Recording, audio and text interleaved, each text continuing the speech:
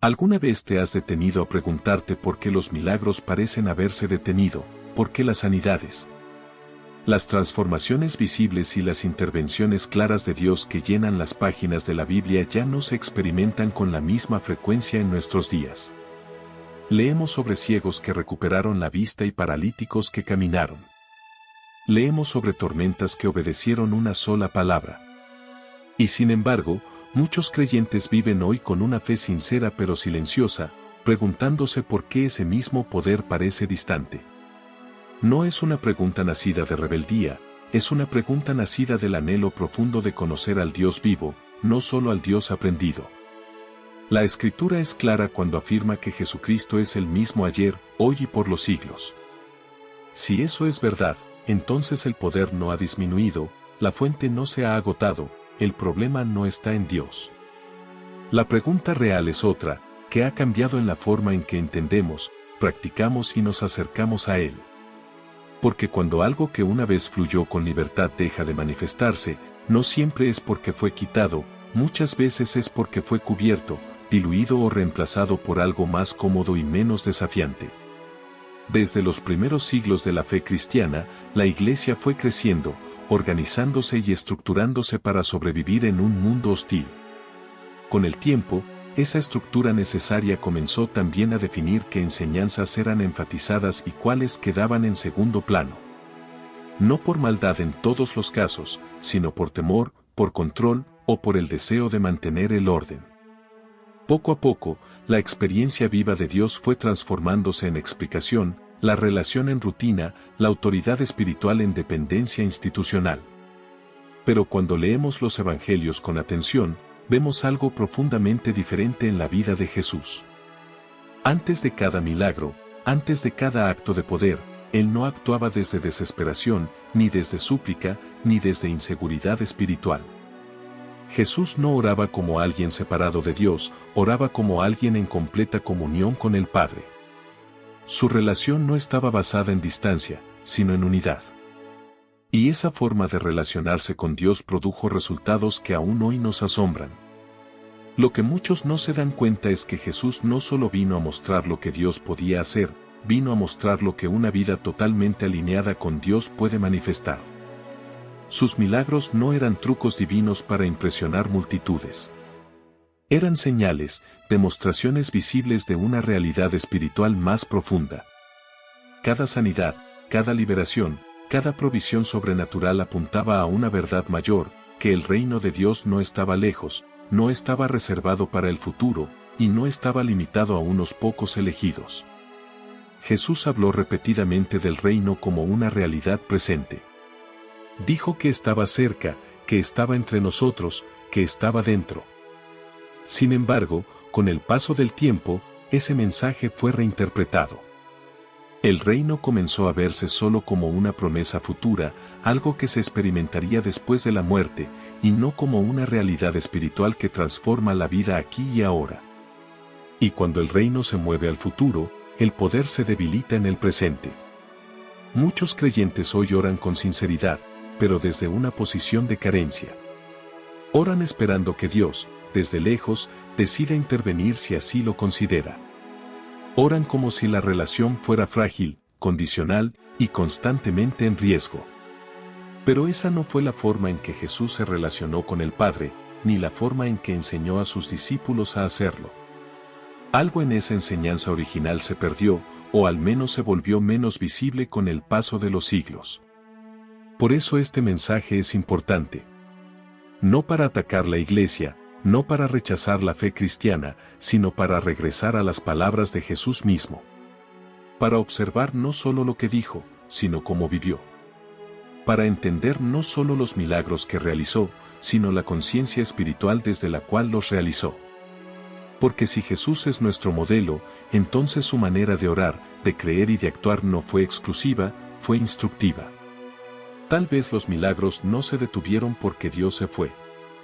Tal vez se detuvieron porque dejamos de mirar a Jesús como algo más que un Salvador lejano y olvidamos que también es un Maestro. Un Maestro que mostró con su vida cómo una relación correcta con el Padre transforma completamente la manera en que oramos, creemos y vivimos. Y si eso es cierto, entonces el poder nunca se perdió. Solo está esperando ser comprendido nuevamente. Para entender por qué la manera de orar de Jesús producía resultados tan extraordinarios, debemos observar con atención cómo él se relacionaba con el Padre y cómo enseñó a otros a hacerlo. Jesús no apareció simplemente como un hacedor de milagros aislados, apareció como un maestro que revelaba una relación viva, constante y profunda con Dios.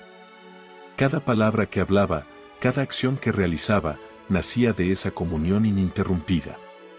No actuaba desde la prisa ni desde la presión de la necesidad, actuaba desde la certeza. Cuando Jesús oraba, no lo hacía para convencer a Dios de hacer algo. Tampoco oraba para cambiar la voluntad del Padre. En los Evangelios, vemos repetidamente que Jesús se apartaba a lugares solitarios, no para pedir instrucciones desesperadamente, sino para permanecer en comunión. Su oración no era un recurso de emergencia, era una relación continua. Y esa relación definía la autoridad con la que hablaba, sanaba y corregía. Jesús enseñó a sus discípulos a orar, pero no como una fórmula mágica ni como una repetición mecánica. Cuando dijo cuando oren, digan Padre nuestro, estaba estableciendo identidad antes que petición. No comenzó con miedo, ni con culpa, ni con distancia, comenzó con filiación. Padre. Esa sola palabra cambia por completo la postura del corazón. No es la voz de un esclavo hablando a un amo lejano, es la voz de un hijo hablando a su padre cercano. En la cultura judía del tiempo de Jesús, la paternidad no era solo una relación biológica, era una fuente de provisión, autoridad, identidad y herencia. Al llamar a Dios Padre, Jesús estaba recordando a sus discípulos quiénes eran y desde dónde debían orar. La oración no comenzaba con lo que faltaba, comenzaba con quienes eran en Dios. Y cuando la identidad está clara, la oración deja de ser una súplica insegura y se convierte en una expresión de confianza. A lo largo de los Evangelios, Jesús nunca aparece sorprendido por la enfermedad, el pecado o la escasez. No reacciona con pánico ante la falta de recursos ni con temor ante la oposición. Cuando los discípulos ven una multitud hambrienta, ellos ven imposibilidad, cuando ven una tormenta, ven peligro, cuando ven muerte, ven final. Pero Jesús ve algo distinto. Ve una oportunidad para revelar el carácter del Padre. Esto no significa que Jesús ignorara el sufrimiento humano. Al contrario, fue profundamente compasivo. Lloró con los que lloraban. Se conmovió ante el dolor.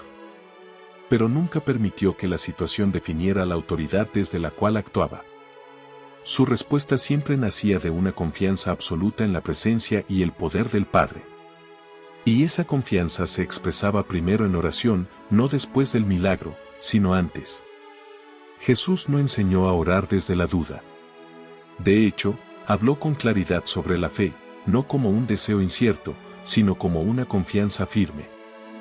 Dijo que si alguien ora creyendo, no dudando, recibirá.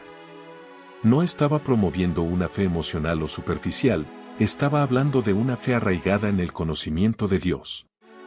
Una fe que no se basa en circunstancias, sino en relación. Con el paso del tiempo, muchas enseñanzas sobre la oración se simplificaron o se redujeron a reglas externas. Se enseñó a orar correctamente, a usar ciertas palabras, a seguir ciertos patrones, pero se perdió algo esencial. Se perdió la conciencia de identidad.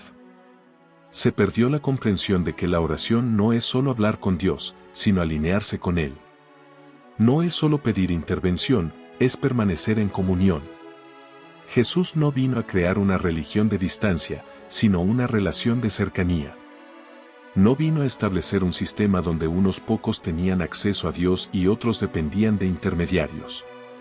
Vino a revelar que el Padre estaba cercano, disponible y activo.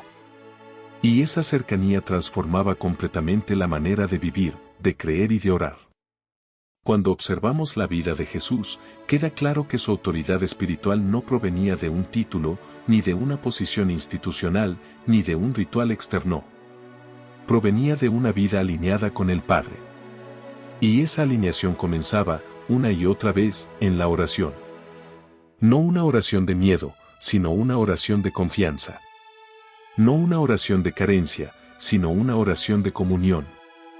Y aquí es donde comenzamos a ver con más claridad por qué esta forma de orar fue tan poderosa, y por qué con el tiempo fue menos enfatizada. Porque una persona que ora desde identidad, desde relación y desde confianza, no es fácilmente controlada por el miedo. No depende de aprobación humana. No vive esperando permiso para creer. Vive con una fe activa, una fe que produce fruto.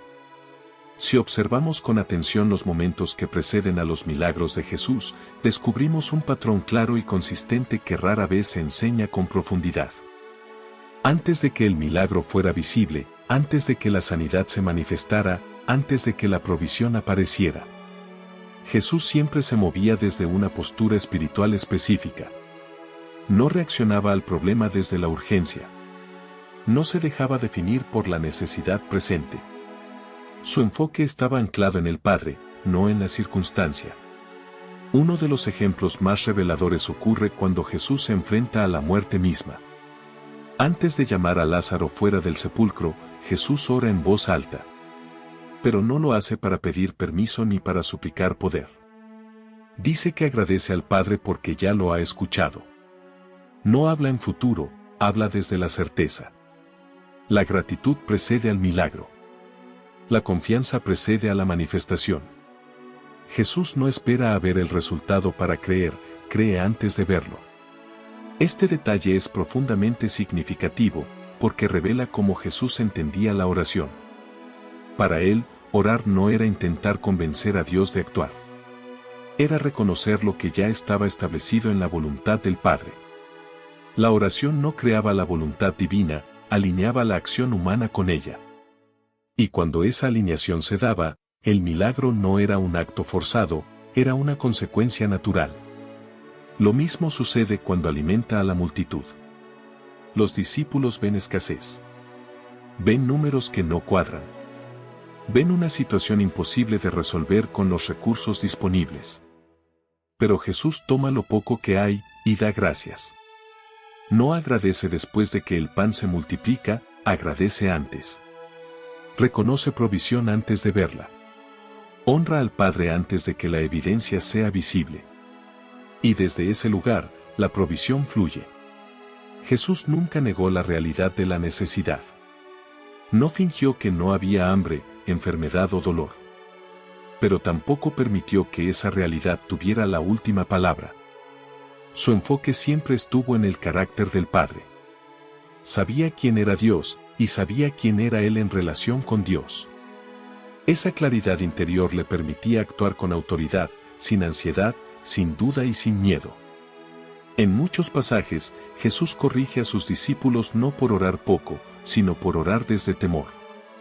Les dice que no se preocupen, que no vivan ansiosos, que confíen en que el Padre sabe lo que necesitan antes de que lo pidan. Esto no elimina la oración, la transforma. La oración deja de ser una lista de urgencias y se convierte en una expresión de confianza profunda. Jesús enseñó que la fe no es solo creer que Dios puede, sino confiar en que Dios quiere. Esa diferencia cambia todo. Cuando alguien ora creyendo que Dios es bueno, presente y fiel, la oración se llena de descanso. Pero cuando se ora creyendo que Dios es distante, impredecible o difícil de agradar, la oración se llena de tensión y esfuerzo.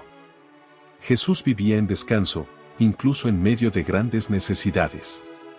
Por eso Jesús podía hablar con autoridad a la tormenta, a la enfermedad y a la escasez.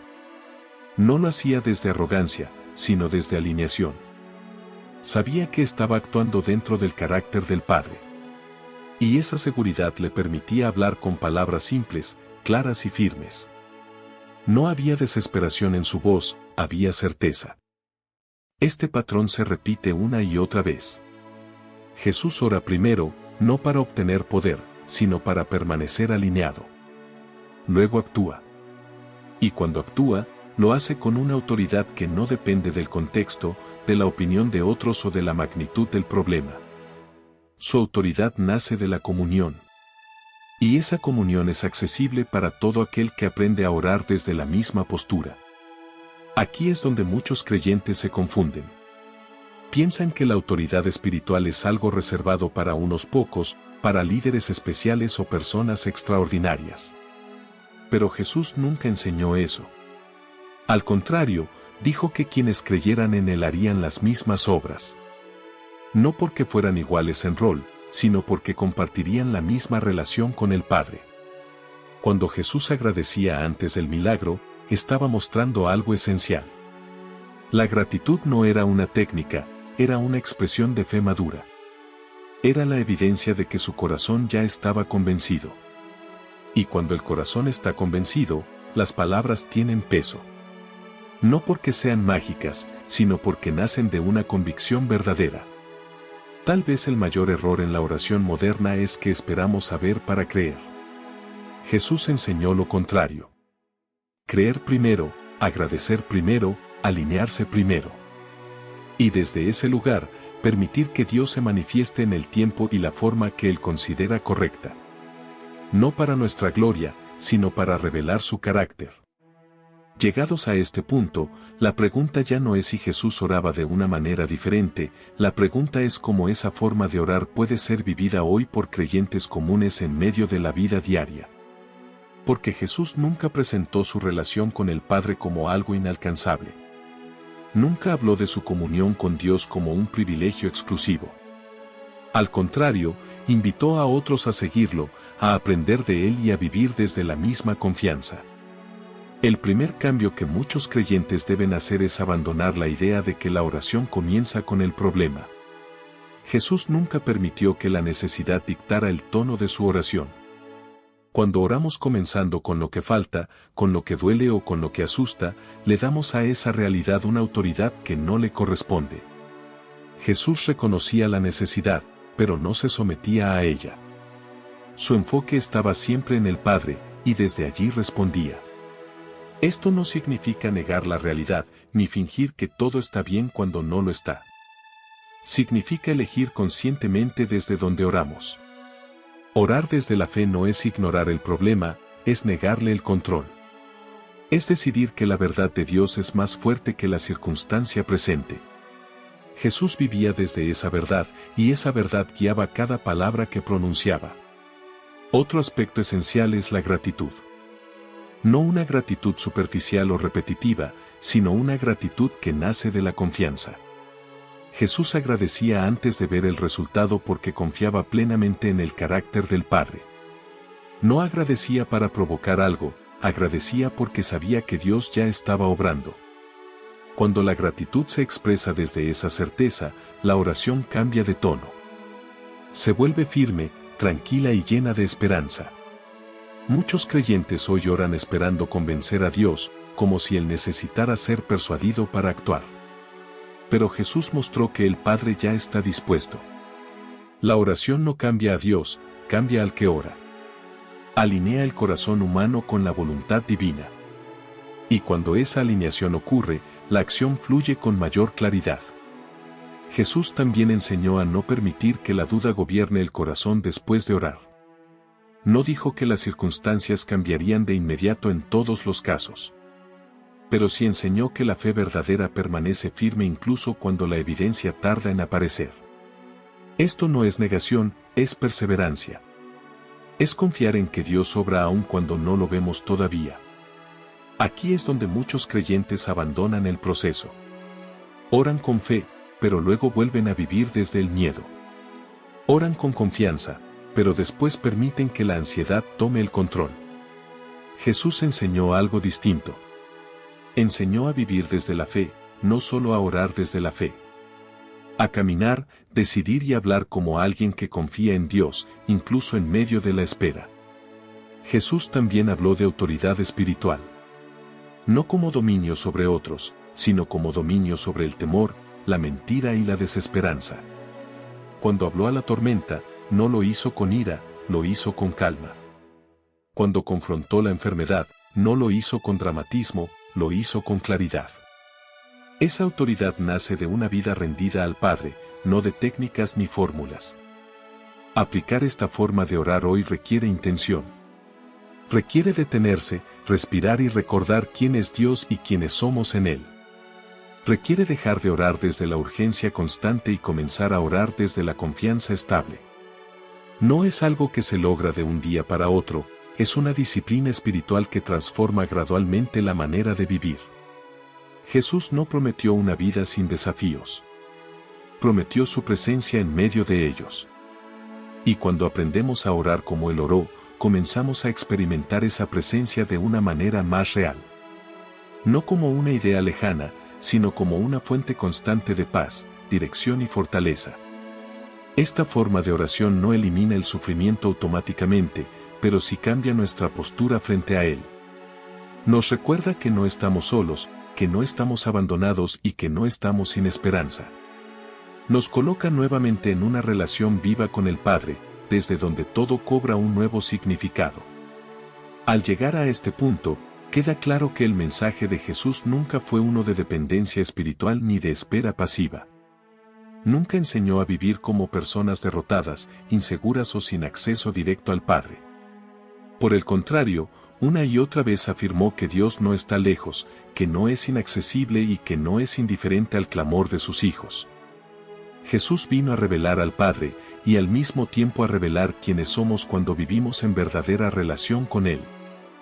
Cuando Jesús habló del reino de Dios, no lo presentó como un lugar distante ni como una promesa exclusiva para después de la muerte. Lo presentó como una realidad espiritual activa que transforma la vida presente. Dijo que el reino está cerca, que está entre nosotros, que se manifiesta cuando la voluntad del Padre se hace realidad en la tierra. Y esa manifestación comienza en el corazón del creyente que confía, ora y vive desde la fe. Muchos creyentes han aprendido a orar desde el cansancio, desde la repetición o desde la frustración. Han aprendido a pedir una y otra vez lo mismo, preguntándose en silencio si Dios los escucha o si algo falta en su fe. Pero Jesús nunca enseñó a dudar de la disposición del Padre. Enseñó a confiar. Enseñó que Dios es bueno, que sabe lo que necesitamos y que responde con amor, incluso cuando la respuesta no llega de la forma o en el tiempo que esperamos. Orar como Jesús oró no significa declararse autosuficiente ni independiente de Dios. Significa todo lo contrario. Significa reconocer que sin el Padre nada podemos hacer, pero que en comunión con Él, todo cambia. Significa dejar de ver la oración como una herramienta de emergencia y comenzar a verla como una forma de vida. Una vida marcada por la confianza, la obediencia y la esperanza. Jesús enseñó que la fe verdadera se demuestra no solo en las palabras que decimos, sino en la manera en que vivimos después de orar. Enseñó a caminar sin temor, a no vivir dominados por la ansiedad y a confiar incluso cuando el camino no es claro. Esa forma de vivir es en sí misma un testimonio. Un testimonio silencioso pero poderoso de que Dios está presente y activo. Habrá momentos en los que la respuesta parezca tardar. Momentos en los que la situación no cambie de inmediato. En esos momentos, la tentación es volver atrás, dudar o rendirse. Pero Jesús enseñó a perseverar. A permanecer firmes. A no permitir que la circunstancia defina la verdad. La fe madura no se mide por la rapidez del resultado, sino por la constancia de la confianza. Cuando aprendemos a orar desde esta perspectiva, algo profundo comienza a transformarse. No solo cambian las circunstancias, cambia nuestro interior. Cambia nuestra manera de reaccionar, de hablar, de decidir. La paz reemplaza a la ansiedad. La esperanza reemplaza al temor. Y aún en medio de la dificultad, el corazón descansa. Jesús nunca prometió que todos los problemas desaparecerían, pero sí prometió su presencia constante. Y esa presencia es suficiente. Es en esa presencia donde encontramos dirección cuando estamos confundidos, fortaleza cuando estamos cansados y consuelo cuando estamos heridos. Orar como Jesús oró es, en esencia, permanecer en esa presencia. Hoy, cada creyente enfrenta una decisión. Seguir orando desde el miedo y la inseguridad, o comenzar a orar desde la confianza y la relación. Seguir viendo a Dios como distante, o reconocerlo como Padre cercano. Esa decisión no se toma una sola vez, se toma cada día. Jesús dijo que quienes escuchan sus palabras y las ponen en práctica edifican su casa sobre roca. No sobre emociones, no sobre circunstancias, sino sobre una base firme. Orar desde la fe, vivir desde la confianza y caminar desde la esperanza es construir sobre esa roca. Si este mensaje ha despertado algo en tu corazón, si sientes el deseo de profundizar tu relación con Dios y aprender a confiar como Jesús confió, tómate un momento ahora mismo. Ora con sencillez. No con palabras elaboradas, sino con un corazón sincero. Agradece. Confía. Descansa. Y recuerda esto, el mismo Dios que actuó en los tiempos bíblicos sigue siendo el mismo hoy. El poder no se ha perdido. La fuente no se ha secado. Lo que cambia es nuestra disposición a acercarnos con fe, con humildad y con confianza. Si este mensaje te ha edificado, compártelo con alguien que lo necesite. Y permite que la forma en que oras, crees y vives refleje cada día más la confianza que Jesús enseñó. Porque una vida alineada con Dios siempre da fruto.